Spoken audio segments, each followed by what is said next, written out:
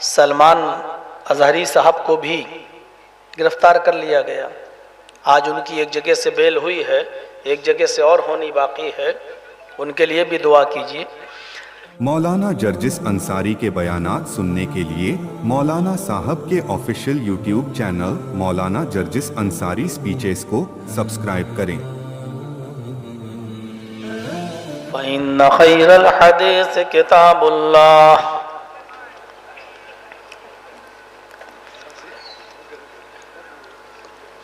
व खैरल हदी हदी मुहम्मदिन सल्लल्लाहु अलैहि वसल्लम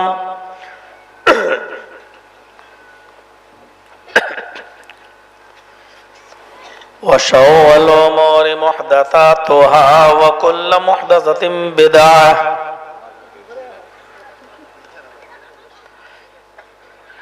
व कुल्लु बिदअतिन ज़लालह व कुल्लु ज़लालतिन फिन्नार।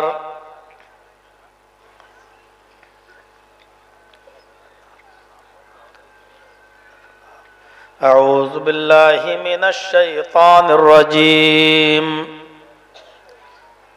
बिस्मिल्लाहिर रहमानिर रहीम।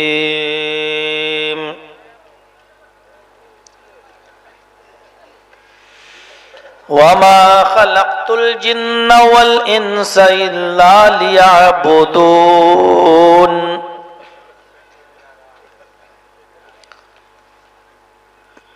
रब्बिश्रह ली सदरी व यस्सिर ली अमरी वहलुल उक़दतम मिन लिसानी यफ़क़हू क़ौली।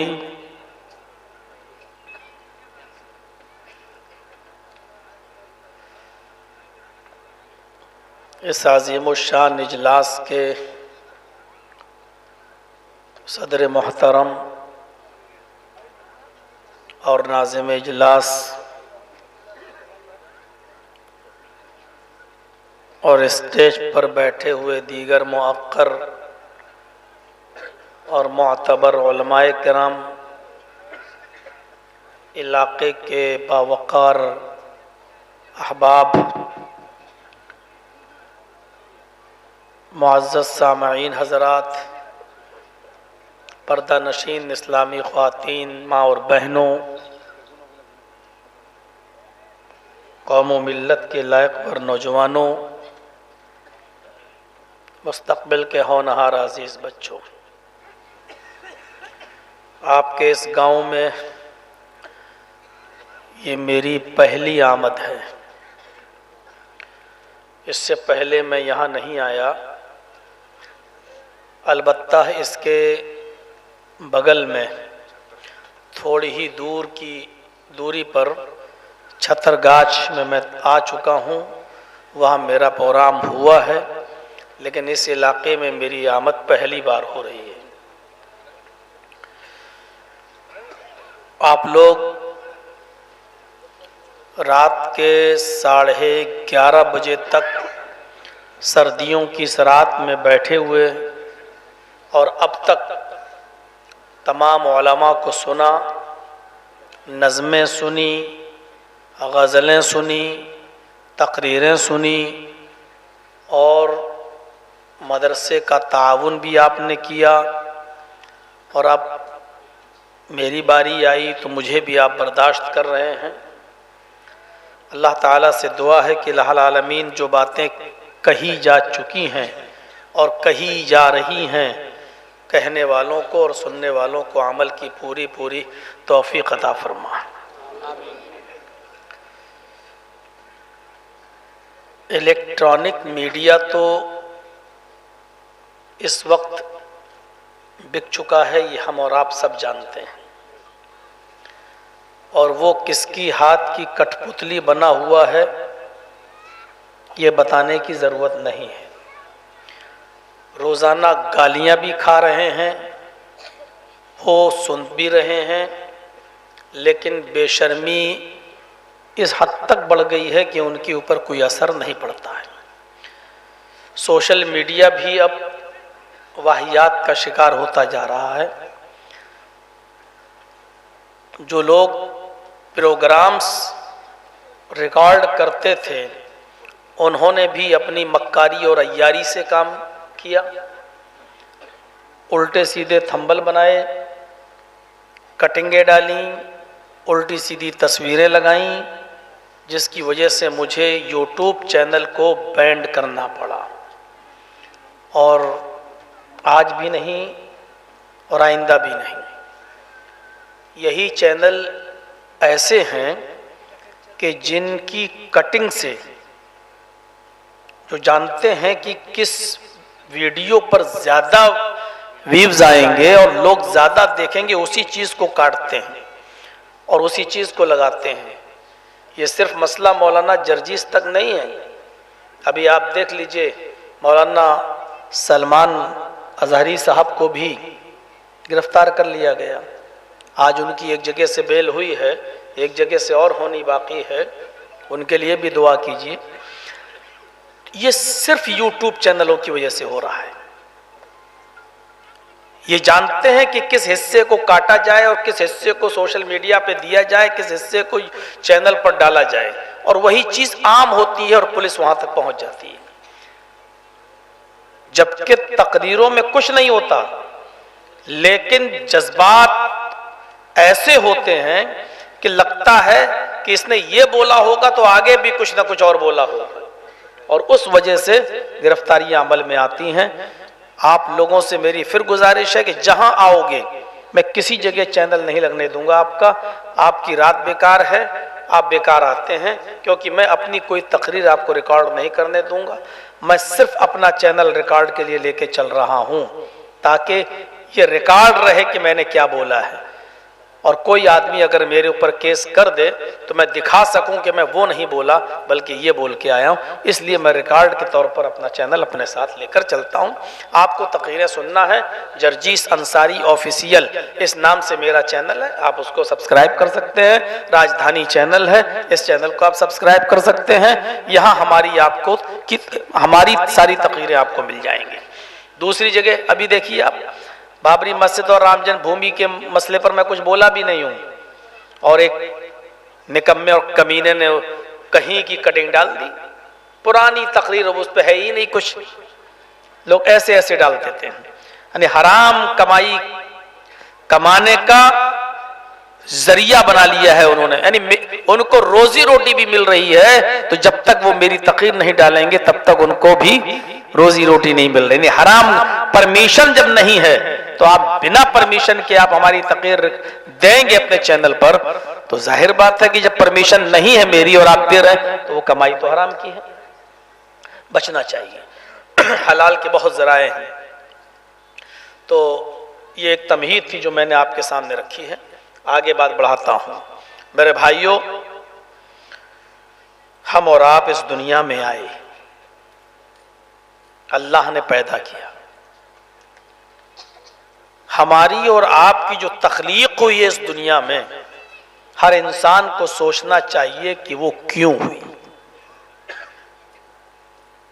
क्या हम और आप इस दुनिया में आए हैं, पैदा होंगे, दूध पिए मां का, धीरे धीरे बड़े हों, बचपना गुजारें, जवानी की दहलीज पर कदम रखें, अधेड़ उम्र के हों, बुढ़ापे को पहुंचे और आखिरी उम्र में खत्म हो जाएं? क्या यही दुनिया का मकसद है? आओ, खाओ, पियो, ऐश करो, घर मकान बनाओ, अपने बच्चों के लिए छोड़ दो और मर जाओ। क्या यही मकसद है? कुरान क्या बताता है हमारी तख्लीक का मकसद? और जो मकसद कुरान ने बताया है, क्या हम उस मकसद को फॉलो कर रहे हैं? उस मकसद पर अमल कर रहे हैं या नहीं कर रहे हैं? यह सोचने की जरूरत है। कुरान ने क्या बताया है? वमा खलक़तुल जिन्ना वल इंसा इल्ला लियअबुदून। मैंने जिन्नों और इंसानों को सिर्फ अपनी इबादत के लिए पैदा किया है। इस चीज को बस जहन में रख लीजिएगा। मैंने जिन्नों और इंस को, जिन्नातों और इंसानों को महज अपनी इबादत के लिए, केवल सिर्फ अपनी इबादत के लिए, मात्र अपनी पूजा के लिए पैदा किया है। इबादत के लिए क्या फरिश्तों की कमी थी? इबादत के लिए क्या फरिश्ते कम थे? ये एक अलग मसला है। हमको अगर अल्लाह ने सिर्फ अपनी इबादत के लिए पैदा किया है, तो फिर आदमी जब इबादत ही इबादत करता रहेगा तो कमाएगा कब? मेहनत कब करेगा? अपने बच्चों की और बच्चियों की शादी कब कराएगा? अपने बीवी और बच्चों को खिलाएगा क्या? अगर इबादत के लिए अल्लाह ने पैदा किया है तो उसने फिर हमारा पेट क्यों बनाया है? भूख क्यों रखी है? इबादत ही पे लगा देता, कमाना भी है, मेहनत भी करना है, मजदूरी भी करना है, पढ़ना भी है और पढ़ाना भी है, और इसके बाद उसने कहा कि हमने सिर्फ अपनी इबादत के लिए पैदा किया है। ये अजीब सी बात लगती है, लेकिन आज इसी को मुझे समझाना है। वमा खलक़्तुल जिन्ना वल इंसा इल्ला लियअबुदून, मैंने जिन्न और इंसानों को महज अपनी इबादत के लिए पैदा किया है। सिर्फ अल्लाह ने अपनी इबादत के लिए पैदा किया है।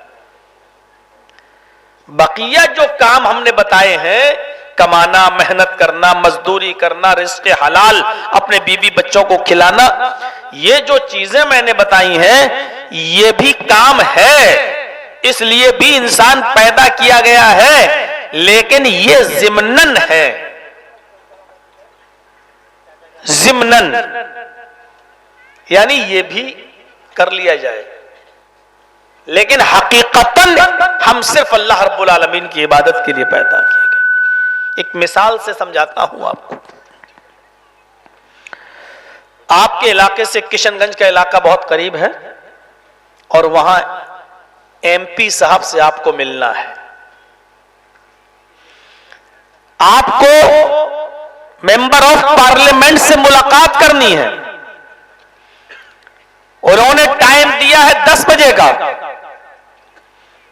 आप अपने इलाके से उसी हिसाब से निकलेंगे कि 10 बजे से पहले पहले मैं पहुंच जाऊं और एमपी साहब से मैं मुलाकात कर लूं। आप निकले, उठे, निकले, किशनगंज पहुंचे, आप 10 बजे से पहले ही पहुंच गए, लेकिन जब आपने उनके घर का, उनके ऑफिस का दस्तक दिया, दरवाजा खटखटाया, तो पता चला, वहां से आवाज आई, कौन? आपने अपना इंट्रोडक्शन कराया, तारुफ कराया, दरवाजा खोला गया, आपने कहा मुझे मंत्री जी से मिलना है, एमपी साहब से मिलना है। जवाब मिला कि वो तो अभी अभी दिल्ली के लिए निकल चुके हैं। अब आप क्या सोचेंगे, ओह, जब दिल्ली के लिए निकलना ही था तो मुझे टाइम क्यों दिया? लेकिन अब टाइम ही दिया तो क्या करें? अर्जेंट हो सकता, कोई कॉल आ गई हो, अर्जेंट चले गए हो। मंत्री हैं, नेता हैं, कौम का बोझ उनके ऊपर रहता है, पूरी कौम के गम में बेचारे घुले जा रहे हैं, पिघले जा रहे हैं। हो सकता है उनके पास 50 काम रहते हो, तवज्जो न दी हो, चले गए हो। अब आप माथा पकड़ के कहेंगे मेरा सफर बेकार हो गया। भाई, जिस मकसद से आप गए हैं वो मकसद आपका पूरा ही नहीं हुआ। अब आप हिरासा, परेशान और मायूस होकर लौटने लगे। जब आप किशनगंज से लौटते हुए वापस आ रहे हैं, जब आप वापस आ रहे हैं तो आप देखते हैं कि गाछपाड़ा के अंदर एक बहुत बड़ा मेला लगा हुआ है। अच्छी खासी दुकानें लगी हुई हैं, आपने सोचा कि यहां किशनगंज मॉल में अगर कोई कपड़ा खरीदो तो महंगा मिलेगा, हम अपने इलाके में खरीदो तो महंगा मिलेगा, चलिए यहां से हम थोड़ा सा सामान ले लेते हैं, सस्ता सामान मिल रहा है। आपने 2 जोड़ी मोजे ले लिए, आपने 2 जीन्स खरीद ली, आपने 2 जोड़ी जूते भी खरीद लिए, इसलिए कि ये किशनगंज से सस्ते मिल रहे हैं, इसलिए कि आपके इलाके से सस्ते मिल रहे हैं। आपने सस्ता माल देखा, आपने खरीद लिया। आप अपने घर पे आए, गांव के लोगों ने घेर लिया, कहिए जनाब क्या हुआ, मंत्री जी से क्या बात हुई, एमपी साहब ने हमारे गांव के लिए कब टाइम दिया है, ये एमपी कोटे से ये चीज लगना है, कब लगेगी, मंत्री जी ने, एमपी साहब ने क्या बताया। आपने कहा सफर बेकार हो गया, मैं बेकार गया, मंत्री जी तो मिले ही नहीं, मिनिस्टर साहब तो मिले ही नहीं, एमपी साहब तो मिले ही नहीं, अरे मेरा तो जाना ही बेकार हो गया, सफर भी बेकार हो गया। हालांकि आपने लौटते वक्त जूता खरीदा है, मोजा खरीदा है, जीन्स खरीदा है, सस्ती चीजें सस्ते में मिली है वो खरीदी है, लेकिन इसके बावजूद आप ये कहते हैं कि मेरा सफर बेकार हो गया, क्योंकि जिस असल मकसद से आप गए थे वो मकसद आपका पूरा नहीं हुआ। जब असल मकसद पूरा नहीं हुआ, आपने सब कुछ कर लिया, गोश्त खरीद लाए, चिकन ले आए, मटन ले आए, रास्ते में जूता खरीद लिया, मोजा खरीद लिया, कपड़ा खरीद लिया, फिर भी आप क्या कहते हैं, अरे भाई सफर बेकार रहा, असल मकसद हमारा पूरा नहीं हुआ। वमा खलक़तुल जिन्ना वल इंसा इल्ला लियअबुदून। एक इंसान अपने बच्चे को कितना भी बड़ा इंजीनियर बना ले, कितना बड़ा टीचर बना ले, कितना बड़ा एमपी बना ले, कितना बड़ा एमएलए बना ले, कितना बड़ा पीएचडी डॉक्टर बना ले, एमडी बना ले, डीएम बना ले, कितना बड़ा कॉलेज खोल ले, कितनी फैक्ट्रियों का मालिक बना लो, सब कुछ बन गया, लेकिन अगर हमारा बेटा अल्लाह की इबादत नहीं करता है और उस इबादत के लिए जिसके लिए पैदा किया गया है, अगर उस इबादत में आगे बढ़ चढ़ कर हिस्सा नहीं लेता है, ना हम ना मेरी औलाद, तो माफ कीजिएगा, ये बिल्कुल ऐसा ही दुनिया का सफर है जैसे आप एमपी से मिलने गए, लौटते वक्त मोजा जूता तो खरीद लिया, लेकिन आप फिर भी कहते हैं कि मेरा असल मकसद फेल हो गया है, मेरा मकसद पूरा नहीं हुआ है, एमपी साहब नहीं मिले, सारी चीजें खरीदने के बावजूद भी आपका सफर बेकार। MP, MLA, DM, teacher, doctor, engineer, सब कुछ आप बन जाइए, लेकिन अगर अल्लाह की इबादत नहीं करते हैं तो यह सफर आपका बेकार है, आपकी ये सारी चीजें बेकार है। समझ गए ना? आप तो अल्हम्दुलिल्लाह पूरे प्योर बंगाली तो है नहीं, बिहार है ये, इसलिए उर्दू तो हिंदी तो अच्छी तरह समझते ही होंगे। मैंने इस मिसाल से समझाने की कोशिश की है। आप सब कुछ खरीद लिए, लेकिन फिर भी कहते हैं कि असल मकसद आप फेल हो गए, असल मकसद मेरा पूरा नहीं हुआ। ऐसे ही इस दुनिया में आप सब कुछ बन जाओ, लाखों नहीं करोड़ों अरबों रुपया आप कमा लो, लेकिन अगर इबादत नहीं करते अल्लाह की तो आप असल मकसद में फेल हैं। दुनिया में कोई चीज बेमकसद नहीं है। ये माइक अगरचे हो सकता है इसका जनाजा मुझे आज ही पढ़ना पड़े, लेकिन इस माइक का मकसद क्या है? दूर तक आवाज जाए। अगर ये आवाज ही न दे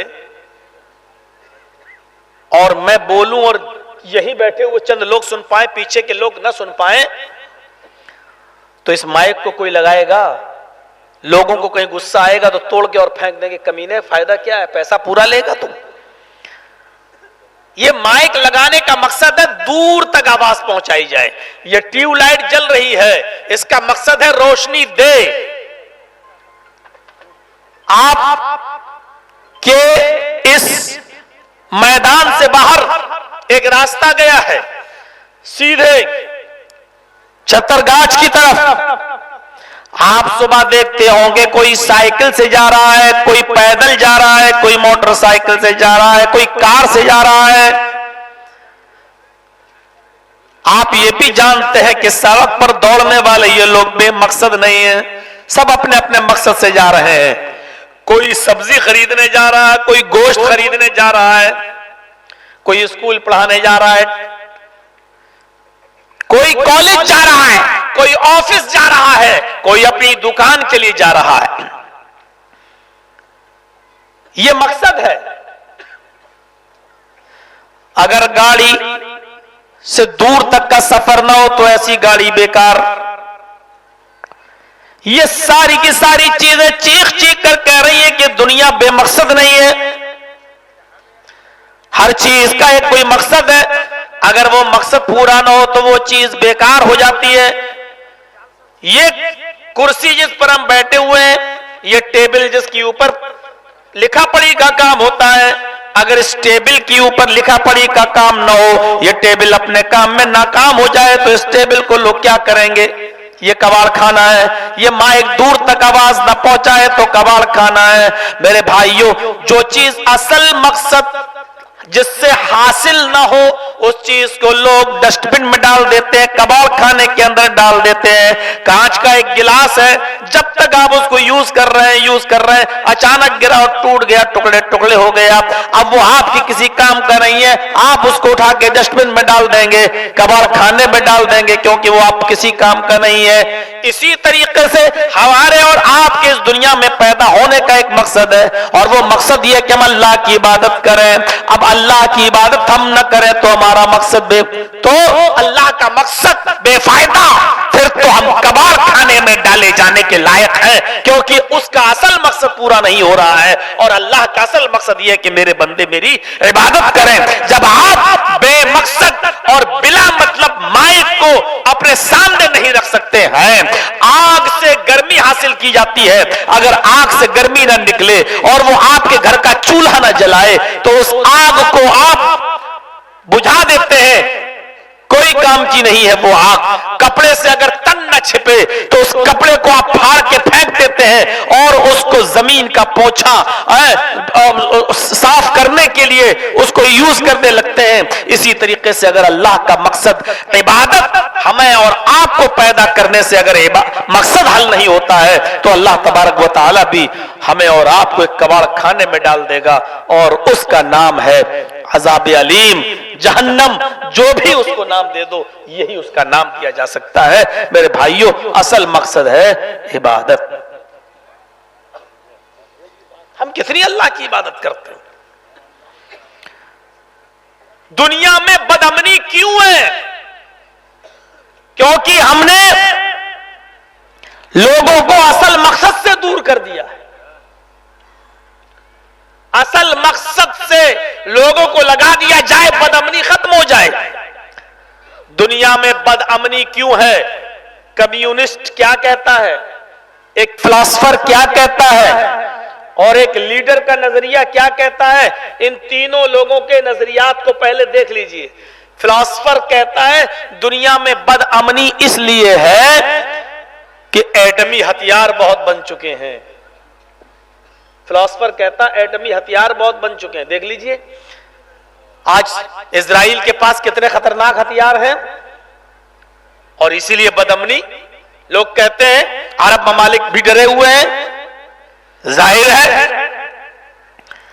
एटमी हथियारों पर पाबंदी लग जाए और सारे मुल्कों को पाबंद बना दिया जाए कि कोई भी एटम बम नहीं बनाएगा, कोई भी तोप नहीं बनाएगा, कोई भी बंदूक नहीं बनाएगा, सारे लोग नॉर्मल अंदाज में रहेंगे, तो आप क्या सोचते हो कि ऐसा हो जाएगा? हालांकि फिलोसोफर का कहना है कि अमन ही अमन पैदा हो जाएगा, लेकिन अमेरिका ये क्यों चाहेगा? जो ये चाहता हो कि पूरी दुनिया पर मैं हुकूमत करूं, वो ये कैसे चाहेगा कि हम लोगों के मुकाबले में बिल्कुल बराबर के बराबर खड़े हो जाएं और हमारे पास भी आम लोगों की तरह कोई हथियार न रहे? वो ऐसा नहीं चाहेगा। फिलोसोफर कहता है दुनिया में बदअमनी एटमी हथियारों की वजह से है। कम्युनिस्ट क्या कहता है? कम्युनिस्ट कहता है दुनिया में बदअमनी गरीबी और अमीरी की वजह से है, मालो दौलत की तकसीम सही से नहीं हुई। कोई बहुत अमीर है तो कोई बहुत गरीब है। अगर सबको बराबर कर दिया जाए, अमीरी और गरीबी में सबको हम पल्ला कर दिया जाए, सबको एक लाइन में खड़ा कर दिया जाए तो दुनिया में अमन पैदा हो जाएगा। आज अमन दुनिया में इसलिए नहीं है क्योंकि कोई बहुत या तो अमीर है या बहुत गरीब है। गरीब बेचारा और पिसता जा रहा है, अमीर लोगों का खून चूसते हुए अमीर होता जा रहा है। लिहाजा अमीरों की दौलत को अमीरों से लेकर गरीबों में इतनी बांटी जाए कि अमीर और गरीब सब बराबर हो जाएं। आप क्या समझते हैं, कम्युनिस्ट के इस ख्याल से क्या दुनिया में अमन पैदा हो जाएगा? और ज्यादा गुमराही हो जाएगी, क्योंकि अमीर और गरीब अल्लाह ने बनाया है, आपने नहीं। अगर सबको बराबर एक ही लेवल पे लाके खड़ा कर दोगे तो ये माइक वाला माइक क्यों लगाएगा? ये तो कहेगा कि हम तुमसे पैसे में कम है क्या, जो तुम जितना तुम्हारे पास उतना हमारे पास, हम क्यों लगाएंगे? ये ट्यूबलाइट वाला ट्यूबलाइटें क्यों लगवाएगा? वो कहेगा हमारे पास भी तो उतना पैसा है जितना तुम्हारे पास है। एक ट्रेन का ड्राइवर ट्रेन क्यों चलाएगा? वो कहेगा कि मेरे पास भी तो उतना पैसा है जितना तुम्हारे पास है। एक रिक्शा चलाने वाला रिक्शा क्यों चलाएगा? वो कहेगा कि हमारे पास भी तो उतना पैसा है जितना तुम्हारे पास है। एक लेबर का काम करने वाला मजदूर वो बेचारा मजदूरी क्यों करेगा? वो कहेगा कि हमारे पास भी तो उतना पैसा है जितना तुम्हारे पास है। और फिर हिंदुस्तान के गरीब तबके का आदमी सऊदीया, कुवैत और दुबई क्यों जाएगा? वो कहेगा कि तुम्हारे पास भी तो उतना पैसा जितना हमारे पास है। मेरे भाइयों, जब हमारा ज्यादा पैसा छीन कर जब गरीबों में दे दिया जाएगा, जब हमको तुम्हारे बराबर ही लाके रहना है और तुम्हारे बराबर ही पर लेवल पर रहना है, तो हम ज्यादा मेहनत क्यों करेंगे? तो आप क्या समझते हो कि कम्युनिस्टों के इस नजरिए से क्या अमन और शांति पैदा हो जाएगी? सबको बराबर कर दो तो क्या शांति पैदा हो जाएगी? नहीं पैदा होगी। लेकिन नजरिया यह है। और एक सियासी लीडर, उसकी खोपड़ी तो अलग होती है। सबसे ज्यादा या तो बहुत कम बुद्धि होती है लीडर के पास, या फिर बहुत ज्यादा होती है। जब ज्यादा होती है तो वो अपने बाप को भी कुर्सी से उतार देता है, और जब कम बुद्धि होती है तो अपनी कौम के कफन को भी बेच डालता है। मैंने दोनों बातें कही हैं। लीडर कहता है दुनिया में बदअमनी इसलिए है क्योंकि दुनिया की जनसंख्या बढ़ रही है, आबादी बढ़ रही है। आबादी पर रोक लगा दो, और ये हो रही है। मैंने इसीलिए कहा यह तो बहुत अक्लमंद होता है या बहुत बड़ा बेवकूफ होता है। और आज इसीलिए ये चीज बढ़ रही है, हम दो हमारे दो। जनसंख्या पर कानून लाओ, है यूनिफॉर्म सिविल कोड लाया जाए, सबके लिए बराबरी और एक कानून हो। दुनिया में असल वजह बदअमनी की लोगों की बढ़ती हुई तादाद की नहीं है। आपके मुल्क से भी ज्यादा लोगों की तादाद है, रहने वालों की संख्या है, और वो आपके इस मुल्क से भी ज्यादा तरक्की कर रहा है वो मुल्क।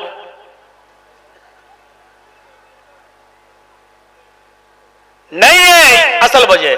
असल वजह यह है बदअमनी की कि हमने लोगों को उनके असल मकसद से रोक दिया है, दूर कर दिया है, गाफिल कर दिया है। आइए मैं बताता हूं एक मिसाल, और उसके बाद में हमारी बात आगे बढ़ेगी। एक स्कूल है जिसमें बच्चे पढ़ते हैं। उस स्कूल में टाइम है 8 बजे से लेकर 12 बजे तक।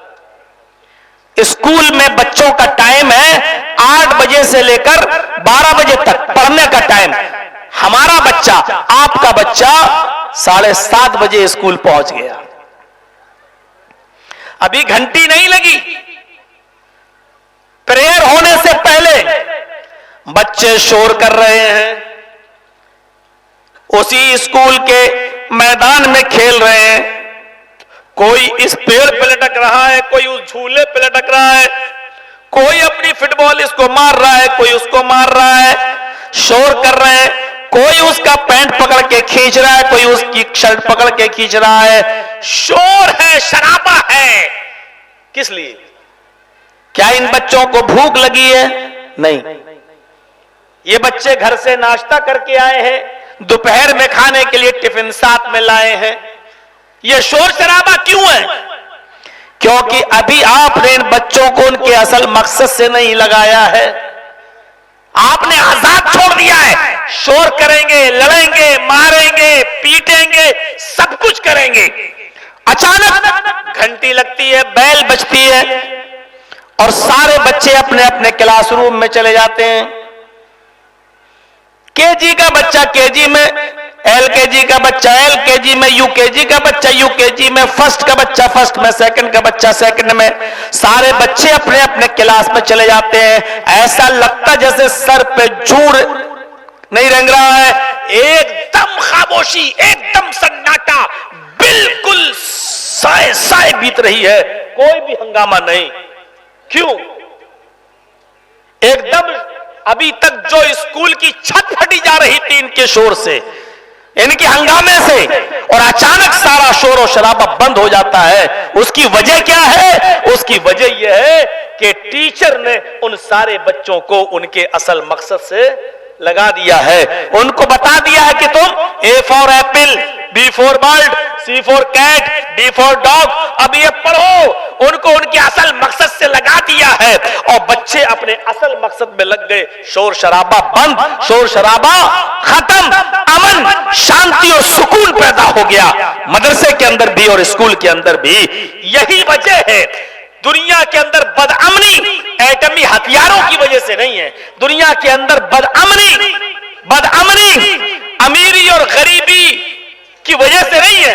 दुनिया के अंदर बदअमनी लोगों की बढ़ती हुई जनसंख्या और तादाद की वजह से नहीं है।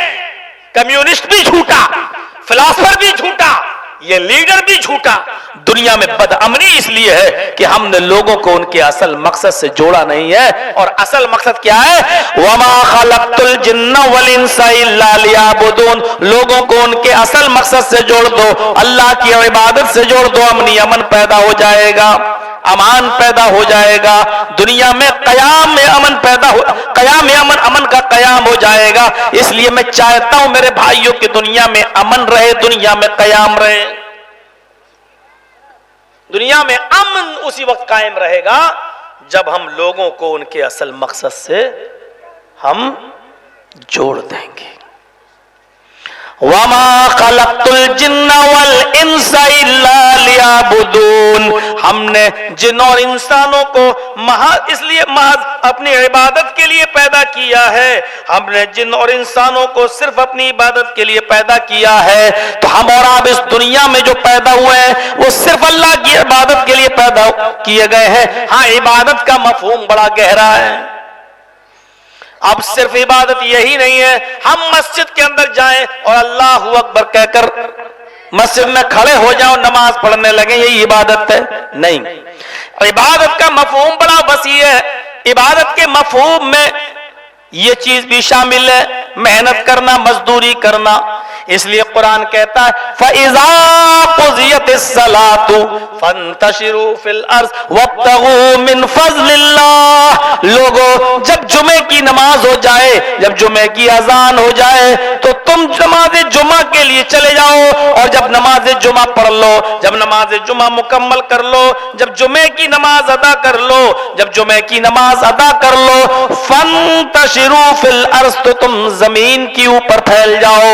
वब्तगू मिन फ़ज़लिल्लाह, और अल्लाह ने जो रिज़्क़ उतारा है उसको तुम तलाश करो। यानी नमाज पढ़ो और फिर रिज़्क़ हलाल भी कमाओ। ये नहीं कि पूरा पूरा दिन मस्जिद ही में लगा दो, ये भी जायज नहीं है कि रात रात भर इबादत करते रहो और दिन दिन भर रोजा रखते रहो। अब इबादत के साथ साथ बीवी बच्चों के लिए मेहनत करना भी इबादत का एक हिस्सा है। सारे अंबिया के कारनामे देखो, कोई लोहे का काम करता था, कोई कपड़े की गडरी अपने सर पर लाद कर बेचा करता था, कोई दर्जी का काम किया करता था, तो कोई लकड़ी का काम किया करता था। अंबियाए किराम की जिंदगी ऐसी भरी हुई है मेरे भाइयों। हलाल रिस्क कमाओ। कबूलियत इबादत के लिए पहली शर्त यह है कि हम हलाल रोजी कमाएं। आप हराम कमाएं और नमाज पढ़ें। बहुत से लोग पर्चा लिख लिख के मसला पूछते हैं ना कि मौलाना साहब एक आदमी जुआ भी खेलता है, एक आदमी सूद भी खाता है, बैंक में काम भी करता है और सूद और ब्याज का भी काम करता है, और ऐसा आदमी फिर नमाज भी पढ़ता है, दुआ भी मांगता है, क्या ऐसे शख्स की तौबा कबूल होगी, ऐसे शख्स की नमाज कबूल होगी? ये मसले पूछे जाते हैं। क्या कोई आदमी सूद के और ब्याज के पैसे से हज करने जा सकता है? ये मसले पूछे जाते हैं। और जो आदमी ये मसला कभी कभी मेरे पास लाता है सवाल की शक्ल में और स्टेज पे पूछता है, तो मैं उसको यही जवाब देता हूं कि तुम तो ये पूछ रहे हो कि पेशाब से अगर मैं अपना कुर्ता धुल दूं तो क्या मेरा कुर्ता पाक होगा? माले हराम से की जाने वाली इबादत की हैसियत वही है जैसे हमने अपने पंजाबी को अपने कुर्ते को पेशाब से धोया हो। अब आप फैसला कर लो, पेशाब से धोने के बाद आपका पंजाबी, आपका कुर्ता, आपकी शेरवानी पाक हो जाएगी? और जब नहीं होगी तो माले हराम से कमाया हुआ पैसा, उससे आप कपड़ा लाकर उस कपड़े को पहनकर नमाज पढ़ोगे तो कहां से हो जाएगी? माले हराम से कमाए हुए पैसे से हज करने जाओगे तो कैसे हो जाएगा? मेरे प्यारे साथियों, कबूलियत इबादत के लिए पहली शर्त है माले हलाल कमाना। इधर हजरत अबू बकर सिद्दीक खलीफा बनाए गए, सुनिए, इधर अबू बकर सिद्दीक रज़ी अल्लाह ताला अन्हु खलीफा बनाए गए। आज खलीफा बनते हैं, लोगों ने उनको अमीरुल मोमिनीन बना दिया। आज खलीफा बनते हैं और खलीफा समझते हो, और खलीफा ना समझो तो ऐसे समझ लो चीफ मिनिस्टर। आपके यहां वाला चीफ मिनिस्टर नहीं, वो पता नहीं चलता कि कब कहां है।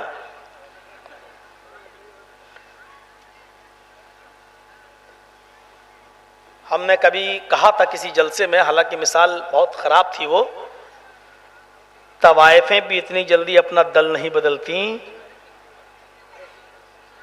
जितनी जल्दी आजकल के बस ...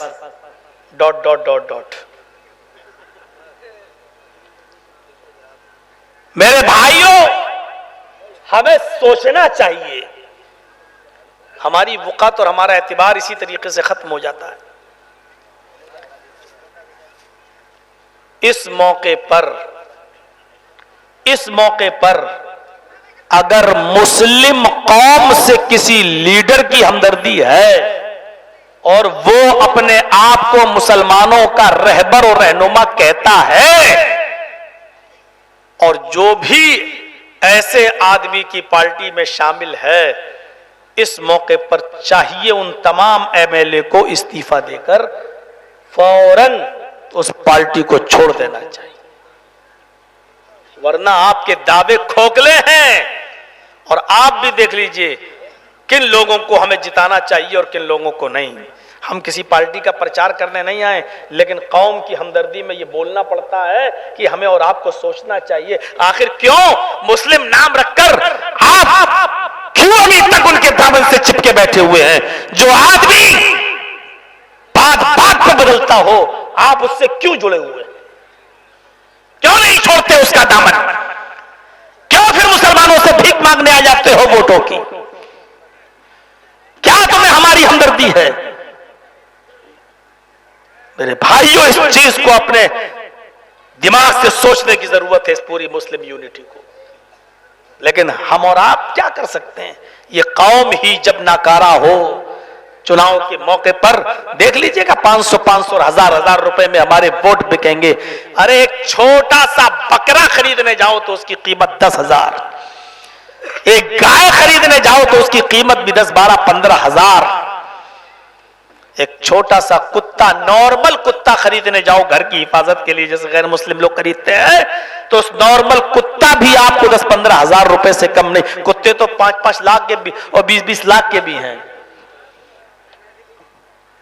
बुलडॉग देख लीजिए कितने का है। कुत्ते तो 5-5, 10-10, 20-20 लाख के भी हैं। एक नॉर्मल कुत्ता भी अगर आप खरीदोगे तो 15-20 हजार रुपए से कम का नहीं मिलेगा। एक मामूली कुत्ते की कीमत भी 15 से 20,000 और हम मुसलमानों के वोट और जमीर की कीमत मात्र 1,000। 1,000 रुपए दो, हाँ भाई मजबूरी है, लाओ, कहां मोहर लगाए। एक कुत्ते से भी ज्यादा कम कीमत में हम बिकते हैं। एक कुत्ते से भी कम हैसियत है हमारे जमीर की और हमारे वोट की। अभी देख लेना 2024 में इतना सब कुछ सुनने के बाद भी एहसास नहीं होता। हजरत अबू बकर सिद्दीक खलीफा बनाए गए, वो चीफ मिनिस्टर से बात निकल गई, दूसरी तरफ चली गई। हजरत अबू बकर सिद्दीक खलीफा बनाए गए, चीफ मिनिस्टर बनाए गए। आज और कल क्या किया उन्होंने मालूम है? कपड़े की एक गठरी ली और अपने सर के ऊपर लाद कर मार्केट में चले गए। कपड़े की गठरी सर पर लादी और मार्केट में लेके चले गए। हजरत उमर फारूक मिल गए, कहते हैं अबू बकर सिद्दीक से, अमीरुल मोमिनीन ये क्या कर रहे हैं? बोले क्यों? कपड़ा बेच रहा हूं। आप अमीरुल मोमिनीन हैं? तो कहा क्यों? तो क्या हुआ? अरे अब आप खलीफा हैं, चीफ मिनिस्टर हैं, अगर आप कपड़ा बेचेंगे तो लोगों की शिकायतें कौन सुनेगा और उनको दूर कौन करेगा? हजरत उमर फारूक ने क्या कहा? अब आप खलीफा हैं, अमीरुल मोमिनीन हैं, अगर आप मार्केट में बाजार में कपड़ा बेचेंगे तो फिर लोगों की शिकायतें कौन सुनेगा और उनको दूर कौन करेगा? तो हजरत अबू बकर सिद्दीक ने जवाब दिया, अगर मैं कपड़ा नहीं बेचूंगा तो मैं अपने बीवी और बच्चों को क्या खिलाऊंगा? फिर मेरे बीवी और बच्चों का पालन पोषण कैसे होगा? तब एक मीटिंग बुलाई जाती है और उस मीटिंग में यह तय होता है कि अबू बकर सिद्दीक को इतना इतना वजीफा दिया जाए, बैतुल माल से, राजकोष से, सरकारी फंड से इतना इतना रुपया महीना, इतना राशन दिया जाए कि उनके घर का गुजर बसर चलने लगे। ये तय हुआ, राशन उनको मिलने लगा। सुनिए, राशन उनको मिलने लगा, राशन मिलने लगा। बीवी ने ख्वाहिश जाहिर कर दी अबू बकर सिद्दीक की, हलवा खाने का दिल हो रहा है, कुछ मीठी चीज खाने को दिल कर रहा है। हजरत अबू बकर सिद्दीक फरमाते हैं, मेरी बीवी, अब मैं बैतुल माल से जो राशन मिलता है उसी पर खर्चा चलता है, अब मैं फेरी नहीं करता हूं, अब मैं तिजारत नहीं करता हूं कि कुछ ज्यादा कमा लूं तो तुम्हारे लिए बाजार से कोई मीठी चीज ला दूं। अब बैतुल माल से मुझे इतना राशन नहीं मिलता कि मैं तुम्हें हलवा खिला सकूं, मैं मीठा खिला सकूं। का कोई बात नहीं, 1 महीने का राशन मिला। बीवी ने आज थोड़ा सा बचाया, कल थोड़ा सा बचाया, परसों थोड़ा सा बचाया, धीरे धीरे एक एक करके बचाते चले गए, थोड़ा थोड़ा बचाते चली गई उनकी बीवी। और जब 1 महीने में थोड़ा सा इकट्ठा हो गया, उसी राशन को बेचकर उन्होंने बाजार से कोई मीठी चीज मंगा ली, हलवा वगैरह मंगा लिया। जब अबू बकर सिद्दीक खाना खाने बैठे तो बीवी ने हलवा भी रख दिया। ये कहां से आया? बैतुल माल से तो हमें इतनी तनख्वाह मिलती नहीं है, फिर ये कहां से आया तुम्हारे पास? फरमाया, उसी में से, बैतुल माल से जितना मिलता है उसी में से मैंने चुटकी चुटकी बचाया। आज एक मुट्ठी, कल थोड़ा सा, परसों इतना, परसों ऐसे करते करते बचा बचा कर 1 महीने में इतना इकट्ठा हो गया, आधा किलो मैंने इसको बेच दिया और बाजार से ये मिठाई मंगा ली। फरमाया, मेरी बीवी, आधा किलो बच गया और मेरे घर के पूरे महीने का खर्चा भी चल गया। यानी थोड़ा थोड़ा तुम बचाती रही, 1 महीने में तुमने इतना बचा लिया और बाजार में बेच भी दिया। कहां? और इतना बच भी गया और मेरे 1 महीने का खर्चा भी चल गया। बीवी ने कहा, तो फरमाया, इसका मतलब इतना मुझे ज्यादा मिल रहा था। ऐसा कोई सोचेगा? इसका मतलब यह है कि इतना मुझे ज्यादा मिल रहा था, अगर बैतुल माल से मुझे इतना कम मिले तब भी मेरे घर का खर्चा चल जाएगा। वो गए और अपने बैतुल माल के कैशियर से कहते हैं कि आधा किलो राशन मेरे राशन से कम कर लो, क्योंकि मेरे घर के राशन में आधा किलो कम होगा तब भी मेरे घर का खर्चा चलेगा। इसको कहते हैं रिज़्क़े हलाल, जो कबूलियत इबादत के लिए सबसे ज्यादा जरूरी है। इतना कम तुम दोगे तब भी मेरे घर का खर्चा चलेगा। आधा किलो भी उन्होंने कम करा लिया, वरना आधा किलो में 1 किलो में होता ही क्या है। चलो कोई बात, इतना तो हम अपने मेहमानों की आमद पर इतना तो बचता है खिलाने पिलाने के बाद, जो हम गरीबों को भी देना गवारा नहीं करते। हजरत अबू बकर सिद्दीक ने उतना जमा करवा दिया, उतना कटवा दिया। एक हम है, कबूलियत और इबादत के लिए बुनियादी शर्त है रिज़्क़े हलाल। अल्लाह ताला मुसाफिर की दुआ कभी बेकार नहीं जाने देता। अल्लाह कहता कि मुझे मुसाफिर को खाली हाथ लौटाने में शर्म आती है, लेकिन एक मुसाफिर वो है जो सफर में है, बड़ा गंदा हाल है, वुजू बनाता है, मस्जिद में जाता है, नमाज पढ़ता है और नमाज के बाद दुआ मांगता, रफा यदैहि इलस्समा, अपने दोनों हाथों को आसमान की तरफ बुलंद किए हुए और दुआ मांगता जा रहा, या रब्बी या रब्बी या रब्बी, आय अल्लाह मुझे ये दे, मुझे ये दे, मुझे ये दे, आय अल्लाह मुझे ये दे, मुझे ये दे, मुझे ये दे। ऊपर से आवाज आती है, मेरे बंदे मैं तुझे दूं कहां से? वो मतामुहु हराम व मशरबुहु हराम व मलबसुहु हराम व गुज़िया बिल हराम फअन्ना युस्तजाबु लिज़ालिक। मेरे बंदे मैं तेरी दुआ सुनूं तो कहां से सुनूं? तू मुसाफिर है, मैं चाहता हूं कि मैं तुझे दूं। तू मुसाफिर है, मैं चाहता हूं कि तेरा दामन भर दूं, लेकिन तू जो खा कर आया है वो हराम। व मतामुहु हराम, इसका खाना हराम, व मशरबुहु हराम, इसका पीना हराम, व मलबसुहु हराम, ये जो लिबास पहन कर आया कपड़ा वो भी हराम का, व गुज़िया बिल हराम, इसके जिस्म में जो खून दौड़ रहा है वो भी हराम का, व गुज़िया बिल हराम, इसके जिस्म में जो खून दौड़ रहा है वो भी हराम की माल का परवरिश किया हुआ। तो मैं इसकी दुआ सुनूं तो कहां से सुनूं? मैं इसकी दुआ कबूल करूं तो कहां से करूं? मेरे भाइयों, अल्लाह रिजेक्ट कर देता है। जरा अंदाजा लगाइए मेरे भाइयों, आज हमारे समाज और सोसाइटी में हमारी दुआएं कबूल क्यों नहीं हो रही हैं? आज कितनी मस्जिदों में दुआएं होती है फिलिस्तीन के लिए, लेकिन आज हम दुआ कर रहे हैं, कल पता चला उससे भी ज्यादा लोगों को मार दिया। आज दुआ की तो पता चला कल उससे भी ज्यादा लोगों को मार दिया गया। हमारी हालत पर मेरे भाइयों तरस क्यों नहीं आ रहा है? हम गौर करें, कहीं ऐसा तो नहीं कि हमारे रिज़्क़ में हराम की आमेज़िश हो।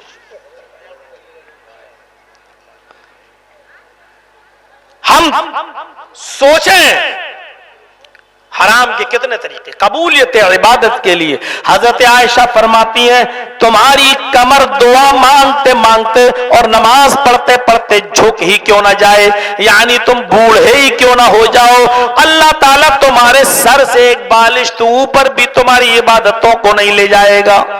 सर से एक बालिश, इतना तुम्हारे सर से एक बालिश तो ऊपर भी ये इबादत नहीं जाएगी जब तक कि तुम हराम रिज़्क़ नहीं छोड़ोगे और हलाल लुक़मा नहीं खाओगे, रिज़्क़ हलाल नहीं खाओगे।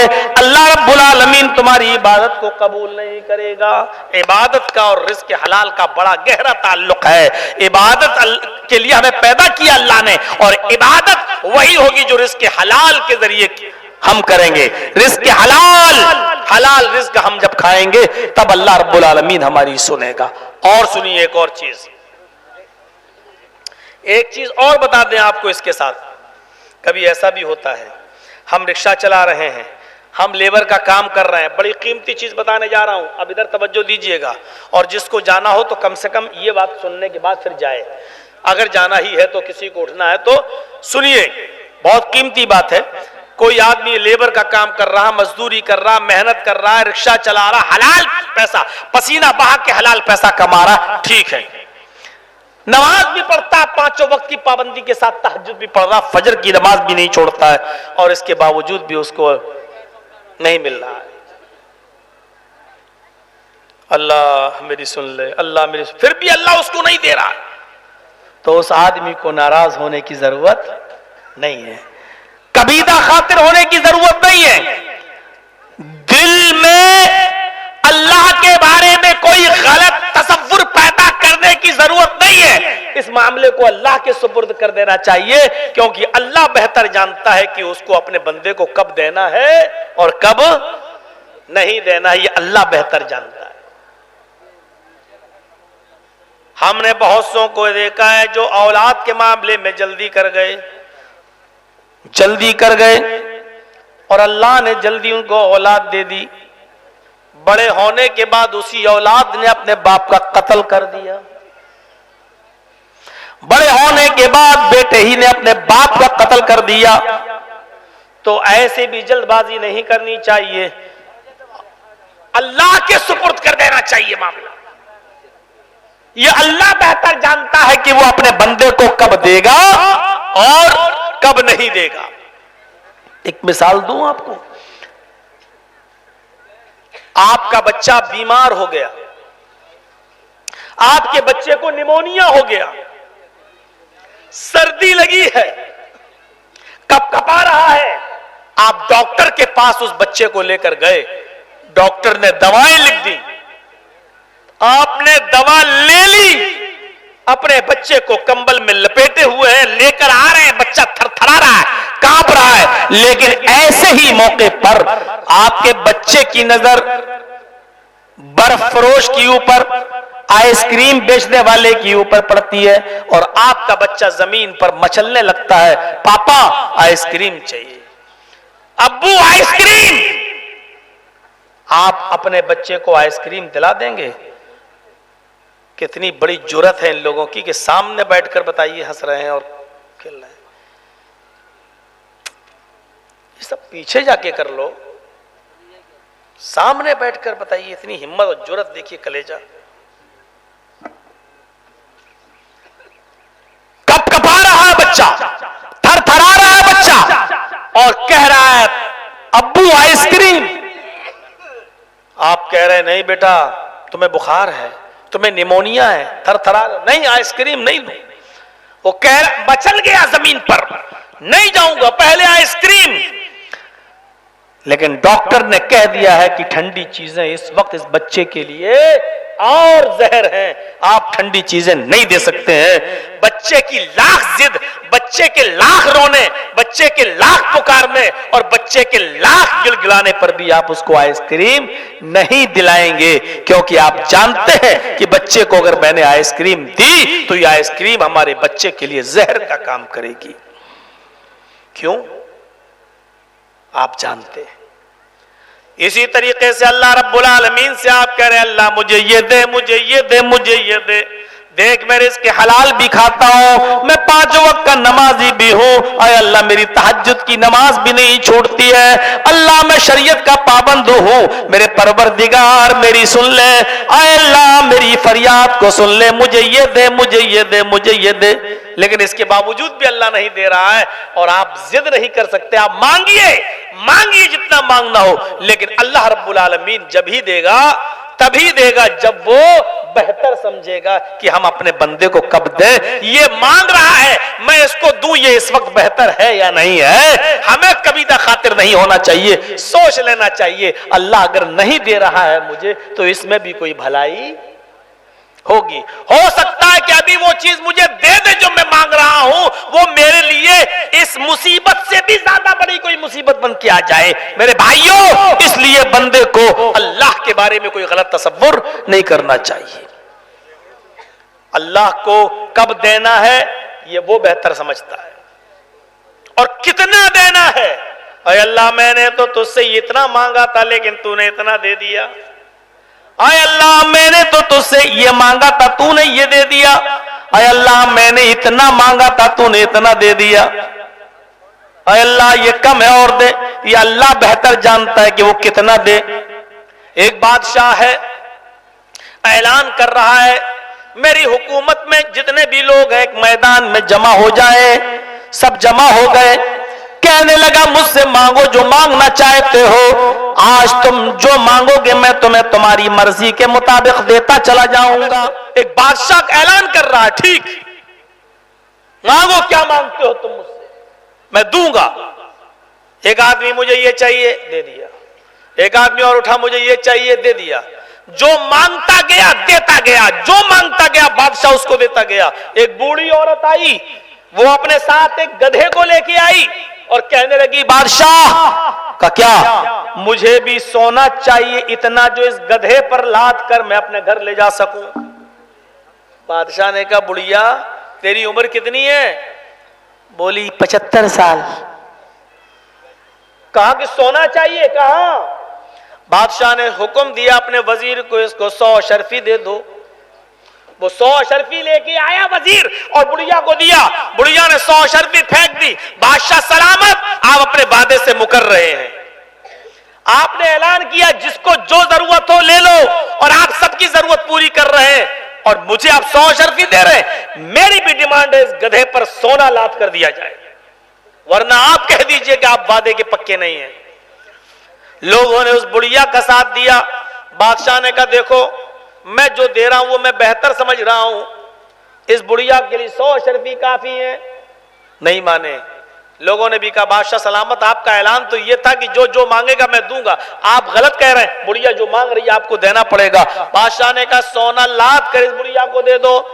गधे पर सोना लाद दिया गया और बुढ़िया से कहा जा, तूने जितना सोना मांगा था तेरे गधे पर लाद कर तुझे दे दिया, जा जहां जाना चाहती है। बुढ़िया चली गई सोना लेकर घर। चोरों को डकैतों को पता चल गया आज बुढ़िया बहुत सोना लेकर आई है। रात में बुढ़िया सो रही थी, घर के दरवाजे बंद कर दिए, लेकिन चोरों के लिए दरवाजा बंद क्या बड़ी बात है। वो तो दीवार पे चढ़ना भी जानते थे, लांगना भी जानते थे, फांदना भी जानते थे। चोर चुपके से रात में उसकी दीवार पे चढ़े और नकब लगा के अंदर घुस गए।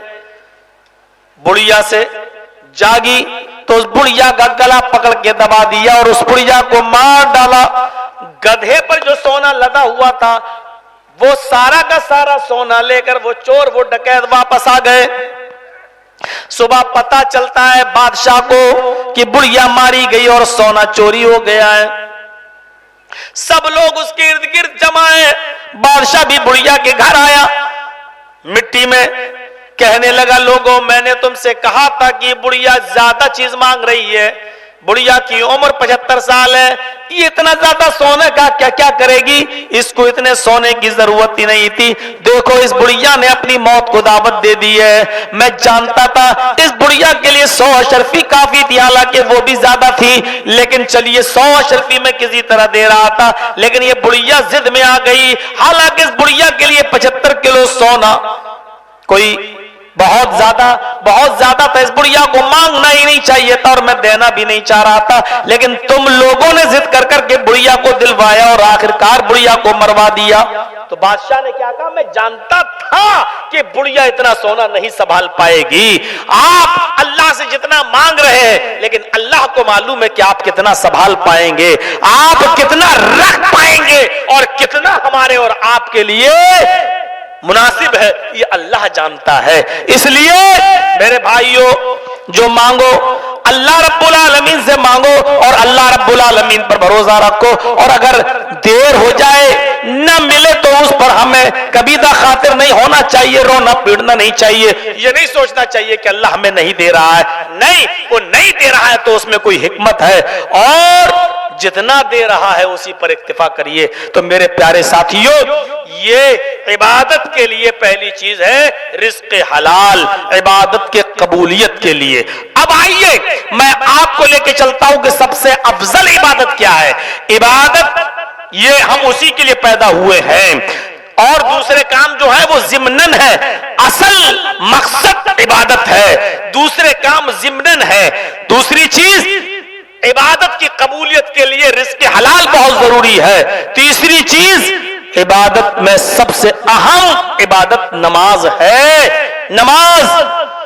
नमाज के अंदर सारी चीजें, बदनी इबादत भी है, नमाज के अंदर दुआ भी है, नमाज के अंदर आप अल्लाह से बहुत सी चीजें हैं जो हम और आप 5 मरतबा अल्लाह से मांगते हैं।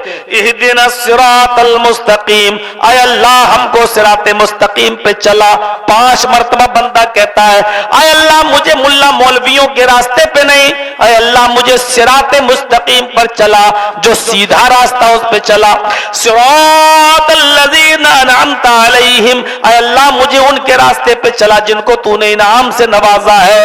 गैरिल मग़ज़ूबि अलैहिम वलद्दाल्लीन, अल्लाह मुझे उनके रास्ते पे मत चला जिनके ऊपर तेरा गैज़ो गज़ब गुस्सा नाजिल हुआ, यानी यहूदो नसारा के रास्ते पे मत चला।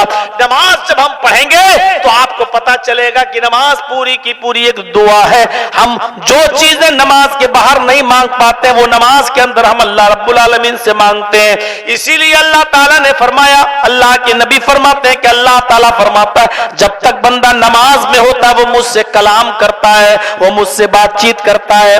जब तक बंदा नमाज में होता है तब तक वो बंदा मुझसे कलाम करता है, वो मुझसे बातचीत करता है।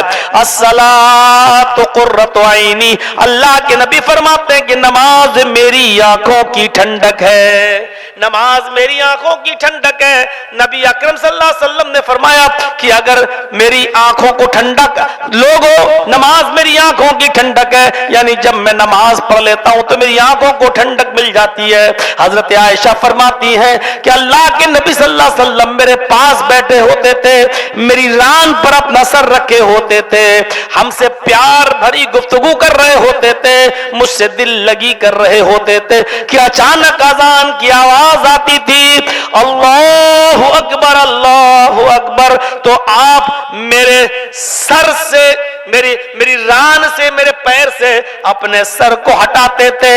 मैं पकड़ती थी तो आप मुझे धक्का देते थे, मुझे हटा देते थे, जल्दी से कुएं के करीब जाते थे, वुजू बनाते थे, फिर मेरी तरफ नजरें उठाकर नहीं देखते थे और जल्दी से हुजरे से निकलकर मस्जिद चले जाया करते थे। ऐसा लगता था जैसे कई महीनों से मुझे नहीं है, मुझसे बातचीत ही नहीं करते हैं, कितना जमाना हो गया मुझे देखे बिना। ऐसे हो जाते थे जैसे मुझ में कोई चीज ही नहीं हो, मुझे भूल जाते थे। यानी अजान की आवाज आती थी तो नमाज से इतना लगाव था कि अजान की आवाज आती थी तो मुझे एकदम छोड़कर मस्जिद की तरफ भागते थे। ये नमाज थी नबी अकरम सल्लल्लाहु अलैहि वसल्लम की, ये सबसे बड़ी इबादत है। इबादतों में हम नमाज को देखें तौहीद के बाद, मेरे भाइयों, यही वो नमाज है, यही वो नमाज है जो सारे पैगंबरों के ऊपर फर्ज थी। दुनिया में कोई एक ऐसा नबी, कोई एक ऐसा पैगंबर नहीं आया जिसके ऊपर अल्लाह ने नमाज फर्ज न की हो।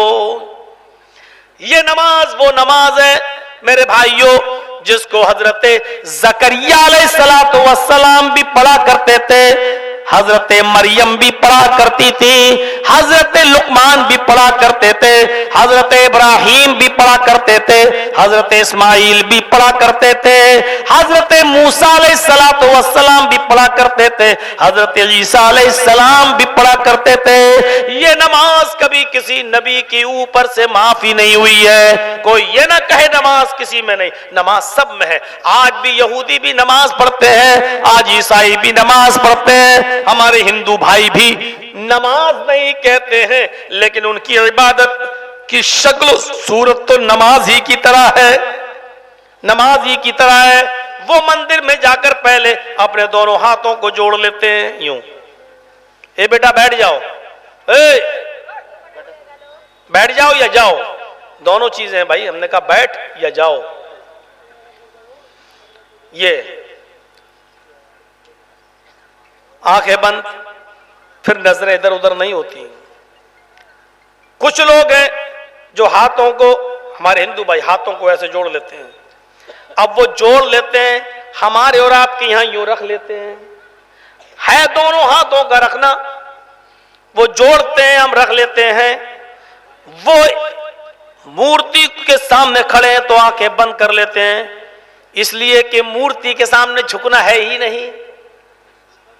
इसलिए कहा कि मूर्ति इसलिए है ताकि वो एक तसव्वुर कर लें कि हाँ भगवान ऐसे ही होंगे, लेकिन मूर्ति के सामने झुकना है ही नहीं। लिखा है उसमें, और साफ तौर पे लिखा है ओम निराकारम अस्ति। वो निराकार है, उसका कोई आकार है ही नहीं, उसका कोई मुजस्समा है ही नहीं, उसका कोई स्टेच्यू नहीं है, वो अनस्टेच्यू है। लैसा कमिस्लिही शैउन, अल्लाह के मिसल अल्लाह की तरह कोई चीज नहीं है, उसकी कोई शक्ल ही नहीं है। अभी आप देखिए, प्राण प्रतिज्ञा हो रही थी ना अयोध्या में, तो अब राम जी चंद्र जी की तस्वीर एक मूर्ति बनाई गई है।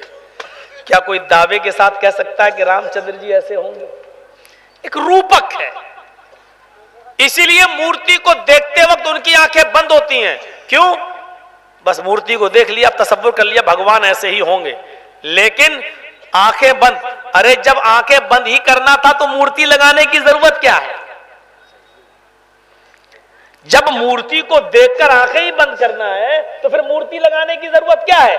मतलब यह है कि मूर्ति को एक बार देखकर दिमाग में तसव्वुर करो कि भगवान ऐसे है, लेकिन मूर्ति के सामने मत झुको, क्योंकि ये तो मिट्टी की मूर्ति है, इसके सामने थोड़ी झुकना है। झुकना तो एक प्रभु, एक अल्लाह के सामने। बस तसव्वुर कर लो कि वो ऐसा होगा। हमारी मस्जिदों में मूर्तियां होती नहीं, इसलिए हम आंख बंद करते ही नहीं है, लेकिन नजरें इधर उधर नहीं, ऐसे नहीं, जैसे ये नहीं। अब जो पढ़ना चाहिए हिंदू धर्म के मुताबिक वो ये है, अग्निमीले महिदेवस्य सवितु परिष्टुति वसुरुदयमान नैसु पथरायस्मान। ये पढ़ना है, लेकिन पढ़ते नहीं है, उनको याद ही नहीं है। हरे राम हरे कृष्ण, जो भी मन में आता वो कर लेते हो। जैसे हमारे यहाँ बहुत से मुसलमानों को दुआएं नहीं आती,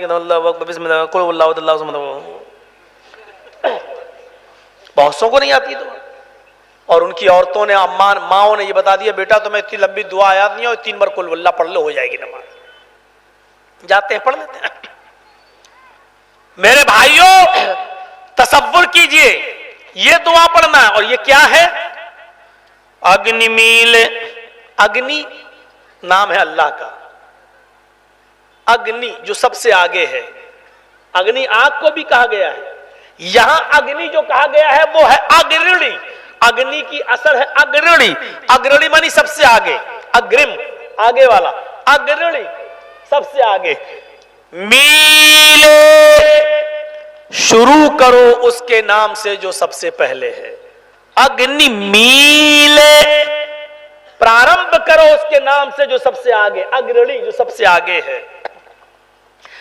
अग्रणी यह अल्लाह का नाम कुरान में भी आया, वल्लाहुल अव्वल, वही अल्लाह सबसे पहले है। अल्लाह से पहले कौन था? कोई नहीं। अव्वल अरबी में अव्वल कहा, संस्कृत में अग्नि कहा, जिसकी असल अग्रणी है। अग्निमीले प्रारंभ करता हूं उस प्रभु ईश्वर के नाम से जो सबसे आगे है। हम लोग क्या कहते हैं? वो ऐसे कह रहा है, और हम लोग बिस्मिल्लाहिर्रहमानिर्रहीम शुरू करता हूं अल्लाह के नाम से जो बड़ा मेहरबान इंतहाई रहम करने वाला है। इधर देखिए, महिदेवस्य सवितु परिष्टुति। मही मानी महान, देवस्य मानी हमारा देवता, महान है हमारा वो देवता। सवितु जिसके लिए सारी की सारी परिष्टुति प्रशंसाएं हैं, महान है हमारा वो देवता जिसके लिए सारी की सारी तारीफें हैं। तर्जमा देखिए, एक एक शब्द की मीनिंग बदला रहा हूं।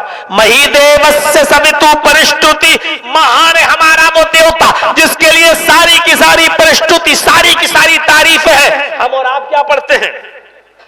अल्हम्दुलिल्लाहि रब्बिल आलमीन, तमाम तारीफें उस अल्लाह के लिए। अल्हम्दुलिल्लाहि रब्बिल आलमीन, तमाम तारीफें उस अल्लाह के लिए है जो दोनों जहान का पालनहार है, जो दोनों जहान की परवरिश करता है, जो दोनों जहान का रब है। देखिए उधर भी है सारी तारीफें उस अल्लाह की, उसके लिए महान है हमारा वो देवता जिसके लिए सारी की सारी तारीफ, और यहां तमाम तारीफें उस अल्लाह के लिए जो दोनों जहान का रब है। ये तीसरी चीज क्या पड़ता है? बसुर दयामाना, बसुर दयामाना, बसुर दयामाना, जो बहुत दयालु और कृपालु है, जिससे ज्यादा दया और रहम कोई नहीं कर सकता। बसुर दयामाना, जो बहुत कृपालु और दयावान है। हम क्या पढ़ते हैं तीसरी लाइन? अर्रहमानिर रहीम, जो बड़ा ही मेहरबान इंतहाई रहम वाला है, बड़ा कृपालु और दयावान है।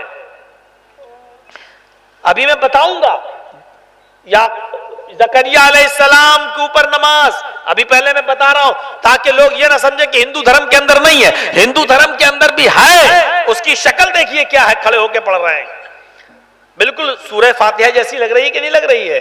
बिस्मिल्लाहिर्रहमानिर्रहीम, अल्हम्दुलिल्लाहि रब्बिल आलमीन, अर्रहमानिर रहीम, बसुर दयामाना, जो बड़ा दयालु और कृपालु है। और चौथी लाइन वेद में क्या बताई है?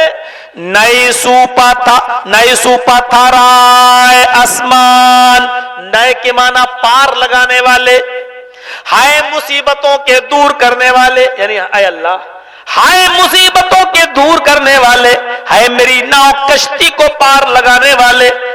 सुपथराय, सुपथराय आसमान, सु मानी सुंदर, पथ मानी रास्ता, हाय मुसीबतों के दूर करने वाले प्रभु, हाय हमारे ईश्वर, हमको सुंदर रास्ते पर चला।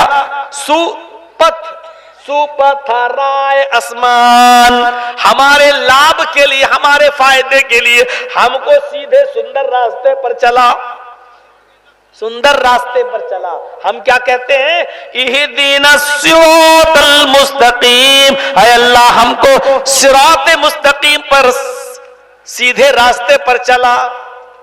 देख रहे हैं सूरह फातिहा की ही शक्ल है उसकी, और ये खड़े होकर वो पढ़ रहे हैं। योगी उज्जीत सतत महात्मानम रासे स्थित एकाकी अच्युताति मंदिराशीर परिग्रह। श्रीमद् भागवत गीता का अध्याय 6 का मंत्र नंबर 10 है जो मैंने आपके सामने पढ़ दिया है। श्रीमद् भागवत गीता के अध्याय 6 के मंत्र नंबर 10 में किशनगंज की सरजमीन पर, डिस्ट्रिक्ट किशनगंज की सरजमीन पर मैंने बहुत ही हिम्मत करके इन मंत्रों को आपके सामने पढ़ा है, ये सोचे बगैर कि फाउंडेशन के बाद अब मेरा क्या होगा।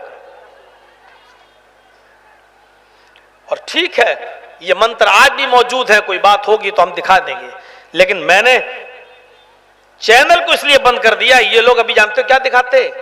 मैं बोल रहा हूं अब ये क्या कहते? राम ने भी नमाज पढ़ी, मौलाना जर्जीस ने कहा। ये थंबल ये बनाते बेवकूफ, कृष्ण भी नमाज पढ़ते थे ये बनाते हैं, और उसी पे होता केस। अभी तो मैं सिर्फ ये कह रहा हूं कि नमाज का सबूत हिंदू धर्म में भी है, कोई कुछ कह ही नहीं सकता। कहता कब? जब आप ये दिखाते कि हिंदू धर्म के देवी देवताओं ने भी नमाज पढ़ी, इन्होंने भी पढ़ी, राम ने भी पढ़ी, सीता ने भी पढ़ी, लक्ष्मण, तब। और ये अपना व्यूअर्स बढ़ाने के लिए, अपने दर्शक बढ़ाने के लिए ये किसी भी हद तक गिर सकते थे चैनल वाले, इसलिए बैंड। बताइए कौन सा थंबल है? मौलाना जर्जीस को हुआ एक लड़की से प्यार, कमीनों ने यह बनाया मेरे बारे में और बना दिया थंबल। मैंने कहा कि चौकीदार, इन्होंने बनाया, मौलाना ने दिया मोदी को चैलेंज।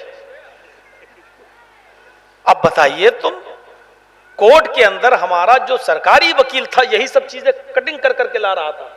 देखिए ये एमके चैनल, ये इंडियन मिक्स वाइज चैनल, ये फला चैनल, ये फला चैनल, ये सब पड़ा हुआ है। वो दिखाता था बाकायदा कटिंग कर करके।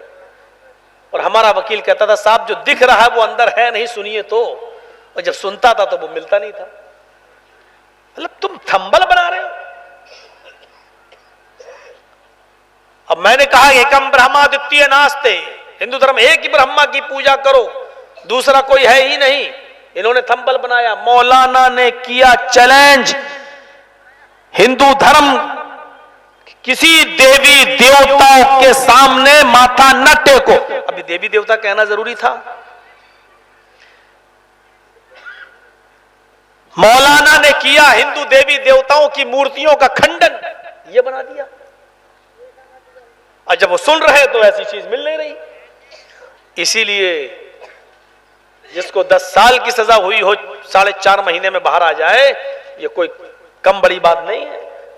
लेकिन वही मैंने कसम खा ली थी मैंने अंदर ही अंदर कि अब इन लोगों को नहीं आने दूंगा मैं अपने करीब।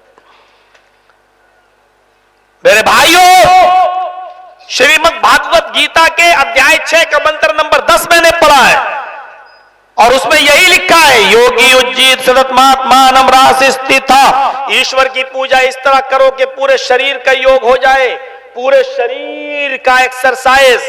अल्लाह अकबर, ये हाथ की एक्सरसाइज। अल्लाह अकबर, रुकू में जाओ, घुटने मजबूती से पकड़ लो, पीठ बिल्कुल सीधी कर लो, इस तरह पीठ हो जाए कि आपकी पीठ पर अगर पानी का कोई बर्तन रखा जाए तो हिलने और डुलने और गिरने ना पाए। बिल्कुल ऐसी पीठ हो जाए कि पानी का बर्तन रखा जाए तो गिरने ना पाए। ये रीढ़ की हड्डी और पीठ की एक्सरसाइज। सब अल्लाहु लिमन हमीदा कहकर जब आप अल्लाहु अकबर कहेंगे, रुकू में सजदे में जाएंगे तो पैरों की उंगली मुड़ी हुई हो, ये पैरों की उंगली, दोनों पैर मिले हों, दोनों की उंगलियां मुड़ी हुई हों, हाथ आपके दोनों जमीन पर हों, माथा और नाक 2 हाथ 4, 2 घुटने 6 और दोनों पैर जमीन के ऊपर लगे हुए हों, जिसको हिंदू धर्म में साष्टांग कहा गया। 8 अंगों के साथ जमीन पर रखकर ईश्वर की पूजा करना। हमारे हिंदू भाई 8 अंग रखते ही नहीं है, वो पूरा का पूरा जमीन पर पट लेट जाते हैं। वो साष्टांग नहीं 20 टांग होता है। एक अंग नहीं 20 अंग होते हैं, पूरा शरीर साष्टांग। यह है जो मैंने बताया है। बुखारी शरीफ में माथा और नाक दोनों एक जोड़ा गया है, इसलिए वो 7 आज़ा होते हैं। पेशानी और नाक दोनों को एक जोड़ा गया है तो 7 हो जाएंगे भाई। दोनों पैर, दोनों घुटने 4, 2 हाथ 6 और माथा और नाक दोनों को एक जोड़ेंगे तो कितना हो गया? 7। लेकिन हमें अंग गिनाना है, साष्टांग। जब अंग गिनाएंगे तो अलग अलग, माथा 1, नाक 2, 2 हाथ 4, 2 घुटना 6 और 2 पैर 8। साष्टांग रास स्थिता। हाय अर्जुन, कृष्ण जी कहते हैं अगर किसी दिन तुमने ऐसा नहीं किया तो धर्म पर स्थित नहीं रहोगे, धर्म पर कायम नहीं रहोगे, यानी तुम धर्म से हट जाओगे। इस्लाम ने भी तो यही कहा है, मन तरक सलात मुताम्मिदन फकत कफर। नमाज को जानबूझकर आमदन कसदन कभी मत छोड़ना। जिसने नमाज एक वक्त की भी कसदन आमदन छोड़ दी उसने कुफ्र किया, उसने कुफ्र किया। अलग मसला है कोई काफिर होगा कि नहीं होगा, हम अभी उस तरफ उस बहस में नहीं जाना चाहते हैं। लेकिन हदीस में यह है कि उसने कुफ्र किया, यानी धर्म से हटने वाला, मजहब से हटने वाला काम किया। मन तरक सलात मुतअम्मिदन फकद कफर। और वहां क्या कहा? धर्म पर स्थित नहीं रहोगे, धर्म पर कायम नहीं रहोगे। एकाकी, एक अल्लाह के सामने खड़े हो जाओ। यच्चतात्मा, आत्मा को उसी की तरफ लगा लो, अल्लाह की तरफ लगा लो। यच्चतात्मा, हृदय को अल्लाह की तरफ, दिमाग को अल्लाह की तरफ लगा लो, यानी पूरे शरीर, पूरे आत्मा के, पूरे हृदय, पूरे दिल के साथ नमाज पढ़ो। हम और आप नमाज पढ़ते हैं तो कुरान, अल्लाह के नबी ने क्या कहा? ताबुदल्लाह कान्नका तरा फइन लम तकुन तरा फइन्नहु यराक। जब तुम नमाज के लिए खड़े हो तो ये सोच लो कि तुम अल्लाह को देख रहे हो। जब तुम नमाज के लिए खड़े हो तो ये सोच लो कि तुम अल्लाह को देख रहे हो। फइन लम तकुन तरा, अगर ये ना सोच सको कि तुम अल्लाह को देख रहे हो, फइन्नहु यराक, तो ये सोच लो कि वो तुम्हें देख रहा है।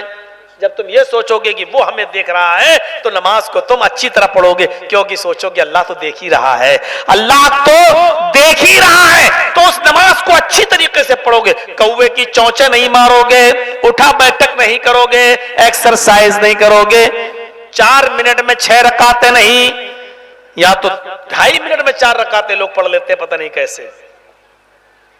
तो ऐसी नमाजें अल्लाह को नहीं चाहिए। निराशीर परिग्रह है अर्जुन, सारे देवी देवता और खुदा से निराश हो जाना, मगर निराशीर सारे देवी देवताओं सारे खुदाओं से निराश हो जाना, लेकिन ऊपर वाले से निराश मत होना। परिग्रह, परिग्रह वही तो झोली भरता है, परिग्रह वही तो दामन भरता है, परिग्रह वही छप्पर फाड़ के देता है। परिग्रह का जो तर्जमा करना चाहो कर लो, वही तो छप्पर फाड़ के देने वाला है, वही तो दामन भरने वाला है, वही तो झोली भरने वाला है। अगर उससे तुम निराश हो जाओगे तो कौन तुम्हें देगा? परिग्रह वही झोली भरता है। और आगे कहा, यह भक्ति कितने टाइम करो? पंचम समय कर्तव्यति, हम स्वयं कर्तव्य है अर्जुन, ऐसा काम 5 मर्तबा करो। लीजिए, ऐसा कहीं मिलेगा? ये पूजा ये इबादत 5 बार करो। मैं स्वयं करता हूं। कृष्ण जी अर्जुन से कह रहे हैं मैं खुद करता हूं। मृगाचरम, अगर पाक जमीन ना मिले, पवित्र धरती ना मिले, तो मृग मानी हिरन और चरम मानी चमड़ा। मृगाचरम, हिरन की खाल, हिरन के चमड़े को जाए नमाज बना लो, हिरन की खाल पर नमाज पढ़ लो। मृगाचरम, हलाल जानवरों की खाल को दबागत देकर पाक किया जा सकता है और उस पर नमाज पढ़ी जा सकती है। मृगाचरम लिखा हुआ साफ हिरन की खाल पर, श्रीमद् भागवत गीता में साफ लिखा हिरन की खाल पर नमाज पढ़ो। 1-2 मंत्र कहा था मैंने, तो कई मंत्र पढ़ दिए। तो मेरे भाइयों, नमाज इधर भी है। नमाज सबसे बड़ी इबादत है। हजरत ज़करिया अलैहिस्सलातु वस्सलाम के बारे में कुरान कहता है, फनादतहुल मलाइकतु व हुवा काइमुन युसल्ली फिल महराब। और फरिश्तों ने हजरत ज़करिया को पुकारा। फनादतहुल मलाइकतु, फरिश्तों ने हजरत ज़करिया को पुकारा। वहुवा काइमुन युसल्ली फिल महराब, हालांकि वो महराब के अंदर नमाज पढ़ रहे थे। इस हाल में पुकारा कि वो महराब में खड़े थे, नमाज पढ़ रहे थे। वहुवा काइमुन युसल्ली फिल महराब, इस हाल में कि वो खड़े होकर महराब में नमाज पढ़ रहे थे। मेरे भाइयों, गौर कीजिए कि ज़करिया अलैहिस्सलाम के बारे में कुरान कह रहा है कि वो नमाज पढ़ रहे थे। अल्लाह ने उनको भेजा था फरिश्तों को, जाओ। जब ज़करिया अलैहिस्सलाम को फरिश्तों ने पुकारा तो वो नमाज छोड़कर नहीं आए, इसलिए कि वो नमाज के अंदर कायम थे, नमाज पढ़ रहे थे, नमाज की हालत में खड़े थे। कुरान कह रहा है वहुवा काइमुन युसल्ली फिल महराब, कि वो नमाज के अंदर, वो महराब में नमाज की हालत में थे। यानी ज़करिया अलैहिस्सलाम भी नमाज पढ़ रहे थे। हजरत मरियम के बारे में सुनो कुरान क्या कहता है। यह नमाज सिर्फ मुसलमानों पर ही फर्ज नहीं है, सिर्फ मोहम्मद रसूलुल्लाह ने फर्ज नहीं किया ऊपर। हजरत मरियम के बारे में कुरान कहता है, या मरियम कुनुती लिरब्बिक वसजुदी वरक़ई मअर्राक़ीन। ये भी तो कुरान ही में लिखा है, आए मरियम आजिज हो जा, नरमी इख्तियार कर अपने रब के लिए। या मरियम कुनुती लिरब्बिक, आए मरियम अपने रब के लिए आजिज हो जा, नरमी वाली हो जा। वसजुदी, और सजदा कर, वरक़ई, और रुकू कर, मअर्राक़ीन, रुकू करने वालों के साथ। आए मरियम अपने रब के लिए सजदा भी कर और रुकू भी कर, रुकू करने वालों के साथ। यानी जमात के साथ नमाज पढ़ी। अलग बात है कि तुम्हारी नमाज अलग होगी, तुम मेहराब में हो, अलग हो, ये अलग बात है, लेकिन रुकू करने वालों के साथ रुकू करो और सजदा करने वालों के साथ सजदा करो। ये हजरत मरियम अलैहिस्सलाम के बारे में कहा। हजरत लुकमान अलैहिस्सलातु वस्सलाम के बारे में अल्लाह ने फरमाया कि उन्होंने अपने बेटे को नसीहत करते हुए कहा, या बुनैया अक़िमिस्सलाह, आए मेरे बेटे बेटे तुम नमाज कायम करो, ऐ मेरे बेटे तुम नमाज पढ़ो। देख रहे हैं जकरिया नमाज में मरियम को हुक्म वस्जुदी वरकई मार राकीन, सजदा कर, रुकू कर, रुकू करने वालों के साथ। हजरत लुकमान अलैहिस्सलाम अपने बेटे से कह रहे हैं या बुनैया क़िमिस्सला, ऐ मेरे बेटे तू नमाज कायम कर। इब्राहिम अलैहिस्सलातु वस्सलाम अपने रब से क्या कह रहे हैं? रब्बना इन्नी अस्कंतु मिन ज़ुर्रियती बिवादिन गैरि ज़ी ज़रा इंद बैतिकल मुहर्रम रब्बना लियुकीमुस्सलाह। इब्राहिम अलैहिस्सलातु वस्सलाम की दुआ देखो क्या कह रहे हैं।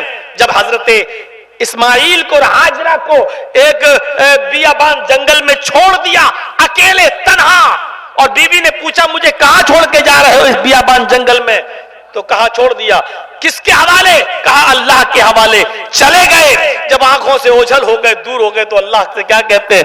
रब्बना इन्नी अस्कंतु मिन ज़ुर्रियती बिवादिन गैरि ज़ी ज़रा, ऐ हमारे रब, ऐ हमारे परवरदिगार, मैंने अपनी ज़ुर्रियत को, अपने बीवी और बच्चों को, अपनी आलो औलाद को एक ऐसे बियाबान जंगल में छोड़ा है, तन्हा अकेले उनको छोड़ा है। तो उनकी हिफाजत फरमा, जो गैर जी जरा, जो खुशहाल वादी नहीं है, जो फल और मेवों से लदी हुई वादी नहीं है, सुनसान बड़ी डेंजर और खतरनाक जगह है। मैंने ऐसी गुमनाम वादी के अंदर, ऐसी गैर जी जरा, गैर आबाद वादी के अंदर मैंने अपने बीवी बच्चों को छोड़ा है। क्यों छोड़ा है? रब्बना, आए हमारे रब, लियुकीमुस्सलाह, इसलिए छोड़ा ताकि वो यहाँ नमाज कायम करे, ताकि वो यहाँ नमाज पढ़े। उसी जगह पर खाने काबा बनाया गया, उसी जगह पर बैतुल्लाह की तामीर हुई, और उसी जगह खाने काबा बनाया गया जिसकी तरफ हम रुख करके नमाज पढ़ते हैं, और कयामत की सुबह तक उसी की तरफ मुंह करके नमाज पढ़ी जाती रहेगी। मेरे भाइयों गौर करो, इब्राहिम अलैहिस्सलातु वस्सलाम ने क्या कहा? मैंने अपने बीवी बच्चों आलो औलाद को उस जगह पर इसलिए छोड़ा है लियुकीमुस्सलाह, ताकि यहां नमाज कायम की जा सके, ताकि वो यहां नमाज अदा करे। इब्राहिम अलैहिस्सलातु वस्सलाम ने, और इब्राहिम अलैहिस्सलाम अपने बीवी और बच्चों के लिए दुआ भी करते थे, रब्बि जअलनी मुकीमस्सलाति व मिन ज़ुर्रियती रब्बना व तक़ब्बल दुआ। क्या है ये? रब्बि जअलनी मुकीमस्सलाह व मिन ज़ुर्रियती, ऐ अल्लाह मुझे भी नमाज पढ़ने वाला, नमाज कायम करने वाला बना दे। व मिन ज़ुर्रियती, और मेरे बीवी बच्चों को, मेरी आल औलाद को भी नमाजी बना दे। रब्बना, ऐ हमारे रब, तक़ब्बल दुआ, आए हमारे रब मेरी दुआ को सुन ले। रब्बना है तकब्बल, आए अल्लाह हमारी दुआ को सुन ले, इस दुआ को कबूल कर ले। हजरत इब्राहिम अलैहिस्सलातु वस्सलाम दुआ मांग रहे हैं, मुझे भी और मेरे बीवी बच्चों को भी नमाजी बना दे। इब्राहिम अलैहिस्सलाम के बेटे इस्माइल अलैहिस्सलातु वस्सलाम के बारे में कुरान क्या कहता है? वकाना यअमुरु अहलहु बिस्सलाति वज़्ज़काति। इब्राहिम के बेटे इस्माइल के बारे में अल्लाह ताला ने कहा वो अपने बीवी को, अपने अहल को, अपने बच्चों को, अपनी बीवी को हुक्म देते थे नमाज पढ़ने का और ज़कात देने का। वकाना यामुरु अहलहु बिस्सलाति वज़्ज़काति वकाना इंदा रब्बिही मर्ज़िया। और है हमारे रब, वो तो तेरा पसंदीदा बंदा था, इस्माइल तो तेरा पसंदीदा बंदा था, तेरा महबूब बंदा था। इंदा कान इंदा रब्बी मर्जिया, वो अल्लाह के नजदीक महबूब और पसंदीदा बंदा था। और वो क्या कह रहे हैं अपने बीवी और अपने बच्चों को? काना यामुरु अहलहु बिस्सलाति वज़्ज़कात, अपने बीवी और बच्चों को नमाज का और ज़कात का हुक्म देते थे। इस्माइल अलैहिस्सलाम। हजरत मूसा अलैहिस्सलातु वस्सलाम के बारे में कुरान क्या कहता है? आइए देखिए, हम सबके बारे में बता रहे हैं, इन तमाम नबियों पर नमाज फर्ज थी। हजरत मूसा अलैहिस्सलातु वस्सलाम के बारे में कुरान कहता है इन्ननी अनल्लाह ला इलाहा इल्ला अना फअबुदुनी व अक़िमिस्सलाता लिज़िक्री। क्या कहा था अल्लाह तबारक व तआला ने मूसा से जब जबल तूर पे, कोहे तूर पे गए? अल्लाह से मिलने। अल्लाह ने कहा इन्नी अनल्लाह, आए मूसा मैं ही अल्लाह हूं, आए मूसा मैं ही अल्लाह हूं, ला इलाहा इल्ला अना, मेरे अलावा कोई माबूद नहीं है। आए मूसा याद रखना, इन्नी अनल्लाह, मैं ही अल्लाह हूं, ला इलाहा इल्ला अना, मेरे अलावा कोई माबूद नहीं है। जब ये याद रख लिया, याद कर लिया और समझ लिया कि मेरे अलावा कोई माबूद नहीं, तो सुनो, फाअबुदनी, मेरी ही इबादत करना, मेरी ही इबादत करना। इबादत का मफहूम बड़ा वसी है, इसलिए नमाज का जिक्र अलग से किया। फाअबुदनी, मेरी ही इबादत करना, व अक़िमिस सलात लिज़िक्री, और मेरे जिक्र के साथ मेरी नमाज कायम करते रहना, मेरी याद के लिए नमाज कायम करते रहना, मेरे जिक्र के लिए नमाज पढ़ते रहना, नमाज कायम करते रहना। अल्लाह ताला ने मूसा अलैहिस्सलातु वस्सलाम को भी नमाज के कायम करने का हुक्म दिया है, नमाज पढ़ने का हुक्म दिया है। आइए चलते चलते ईसा अलैहिस्सलाम के बारे में भी बताता चलो। ईसा अलैहिस्सलाम के बारे में कुरान ने क्या कहा है, बड़ा जबरदस्त मंजर। ईसा अलैहिस्सलाम पर नमाज कैसे फर्ज थी और किस तरीके से वो नमाज, जब ईसा अलैहिस्सलाम बगैर बाप के पैदा हुए तो उनकी मां मरियम पर उंगली उठने लगी, उनकी मां मरियम पर उंगली उठने लगी और मरियम से कहा जाने लगा, वाह ऐसे बच्चे को पैदा किया जिसका बाप ही नहीं है। आए मरियम बड़ी अल्लाह वाली बनती, मेहराब में रहती, नमाज रोजे की बड़ी पाबंद, और हाल ये है बगैर शौहर के, बगैर हस्बैंड के, बगैर पति के बेटा पैदा हो गया। हजरत मरियम कुछ नहीं बोली। जब बार बार उनको तंग किया गया तो उन्होंने इशारा किया, जो कुछ पूछना है इस बच्चे से पूछ लो। और हजरत ईसा तो छोटे से हैं, दूध पीते हैं, दूध पीते हैं, जाओ इस बच्चे से पूछ लो। तो जानते हो जो मरियम पर कचोके लगा रहे थे, जो इशारे कर रहे थे, तंज और ताने मार रहे थे, उन्होंने क्या कहा, वाह इस बच्चे से पूछ लूं, ये छोटा सा दूध पीता बच्चा, इससे पूछूं। मरियम ने कहा कैसे, क्या पूछूं, ये क्या बोलेगा, कैफा नुकल्लिमु मन कान फिल महदी सबिया। अरे मरियम तू मुझे उस बच्चे के पास भेज रही है, कैफा नुकल्लिमु मन कान फिल महदी सबिया। अरे मरियम इस बच्चे से मैं हम क्या बोलेंगे जो पालने में झूल रहा है, जो पालने में पड़ा हुआ है, जो गहवारे में पड़ा हुआ है, छोटा सा बच्चा दूध पीता, ये बच्चा क्या हमसे कलाम करेगा। कैफा नुकल्लिमु मन कान फिल महदी सबिया, इस बच्चे से हम पालने में, झूलने में हम क्या पूछे, इससे जो छोटा सा है ये पड़ा हुआ है, ये क्या बोलेगा। उस बच्चे ने फौरन बोला, अभी ये बात ही कर रहे थे, अभी मरियम से कह ही रहे थे कि मैं इससे क्या पूछूं, ये तो पालने में पड़ा हुआ है, ये तो झूले में पड़ा हुआ है, ये हमसे क्या कलाम करेगा। इधर ये कहा, उधर ईसा अलैहिस्सलाम जो छोटे से हैं बच्चे, एकदम बोल दिए, क्या बोले, इधर सुनो, मेरी मां पर घूरने वालों, ताने लगाने मारने वालों, इधर देखो, इन्नी अब्दुल्लाह, कुरान कह रहा है, इन्नी अब्दुल्लाह, मैं अल्लाह का बंदा हूं। ईसा अलैहिस्सलाम पालने में, गहवारे में कह रहे हैं, इन्नी अब्दुल्लाह, मैं अल्लाह का बंदा हूं। अतानी अल किताब, अल्लाह की तरफ से मुझे किताब मिली है। अतानी अल किताब, अल्लाह ने मुझे किताब यानी इंजील अता फरमाई है। वजालनी नबियन वजालनी मुबारकन, और मुझे नबी बनाया है और मुझे बाबरकत भी बनाया है। अल्लाह ने मुझे नबी बनाया है, वजालनी नबिया, उसने मुझे नबी बनाया, वजालनी मुबारकन ऐनमा कुंतु, और उसने मुझे मुबारक बनाया है, बाबरकत बनाया है, जहां भी मैं हूं, यानी जिधर भी मैं रहूंगा बाबरकत, मुझे बरकत वाला बनाया है। व औसानी बिस्सलाति वज़्ज़काति मा दुमतु हय्या, और उसने मुझे हुक्म दिया है जहां जब तक मैं जिंदा रहूं नमाज पढ़ता रहूं और ज़कात देता रहूं। औसानी बिस्सलाति वज़्ज़काति मा दुमतु हय्या, और उसने मुझे हुक्म दिया है नमाज पढ़ने का और ज़कात देने का जब तक मैं जिंदा हूं।